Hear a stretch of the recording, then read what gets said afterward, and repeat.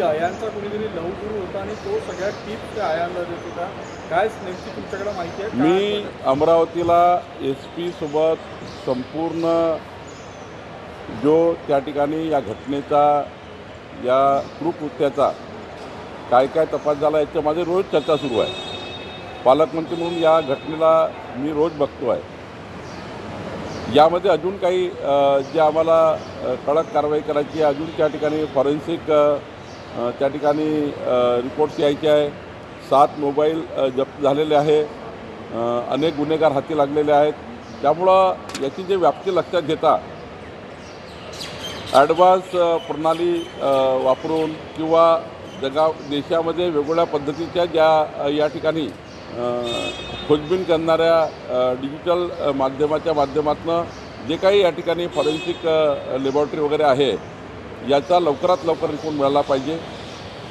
Police यंत्रणा जी आमची काम करते आहेत, अजून त्यांना काही त्या ठिकाणी चौकशीमध्ये काही अजून त्या ठिकाणी गोष्टी लागतील का किंवा सरकार म्हणून काही त्या ठिकाणी मदत लागतं का. शेवटी SP आणि आमची SIT खूप ताकदीने चौकशी करत आहेत. माननीय मुख्यमंत्री देवेंद्र फडणवीसजी रोज मॉनिटर करत आहेत. मी सुद्धा रोज चर्चा करतो आहे. आमचं संपूर्ण प्रशासन या घटनेवर लक्ष ठेवून आहे. एकच विनंती सर्वांना आहे, SITचा येत नाही तोपर्यंत या घटनेची जास्त राजकीय वाच्यता करू नये.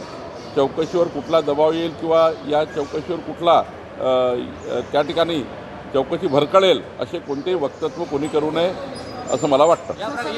या प्रकरणामध्ये अत्यंत महत्त्वाचा ट्विस्ट असा आहे, अल्पसंख्याक आयोगाचं म्हणणं आहे की फक्त 8 पीडित मुली आहेत ज्या मुस्लिम समाजाच्या आहे. नवनीत राणा, अनिल बोंडे यांनी अतिरेक करत 100-180 मुलींचे नावं या ठिकाणी हे संख्या सांगितली आहे.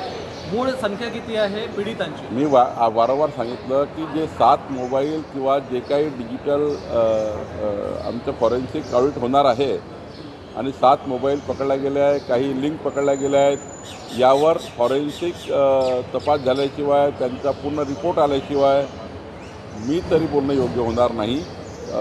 शासन म्हणून काम करताना कुणी काय म्हटलं यापेक्षा पोलिसांच्या तपासात काय हे महत्त्वाचं आहे. TCS प्रकरण